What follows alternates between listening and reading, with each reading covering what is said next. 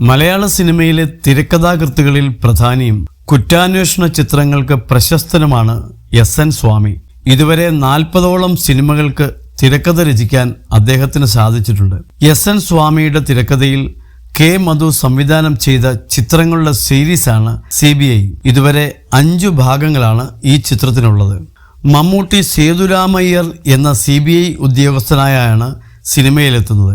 1988 പുറത്തിറങ്ങിയ ഒരു CBI ഡയറിക്കുറിപ്പാണ് ആദ്യ ചിത്രം.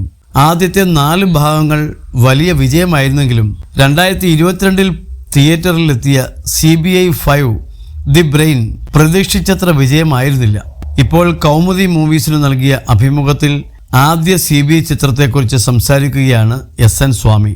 ഏതു പടത്തിന്റെ കഥയാണെങ്കിലും ഞാൻ അത് പെട്ടെന്ന് തന്നെ എഴുതി തീരാറുണ്ട്. ചില സിനിമകളിൽ അതിൽ മാറ്റമുണ്ടാകാറുണ്ട്. പക്ഷേ എൻ്റെ മനസ്സിൽ അതിൻ്റെയൊക്കെ കഥയുണ്ടാകും. എങ്ങനെ അത് അവസാനിപ്പിക്കണം എന്ന കാര്യം എൻ്റെ മനസ്സിലുണ്ടാകും. പിന്നെ കഥയുടെ പ്രോസസ്സിൽ ചെറിയ മാറ്റങ്ങൾ ഉണ്ടാകാം. എൻ്റെ ആദ്യത്തെ CBI ഡയറിക്കുറിപ്പ് എന്ന സിനിമയുടെ സമയത്ത് ഞാൻ ക്ലൈമാക്സ് ഒക്കെ എഴുതി കൊടുത്ത ശേഷമാണ് അവർ ഷൂട്ട് ചെയ്യാൻ തുടങ്ങിയത്.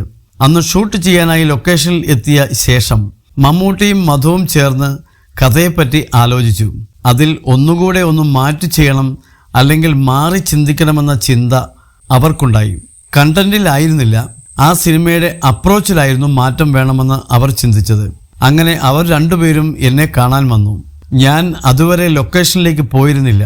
സ്വാമി, ടെൻഷനൊന്നും വേണ്ട, ക്ലൈമാക്സിൽ കുഴപ്പമില്ല, പക്ഷേ ക്ലൈമാക്സിലേക്ക് എത്തിയ പ്രോസസ് കുറച്ചുകൂടി ഒന്ന് സിനിമാറ്റിക് ആക്കാം എന്ന് അവർ പറഞ്ഞു. അങ്ങനെ അതിൽ മാറ്റം വരുത്തി.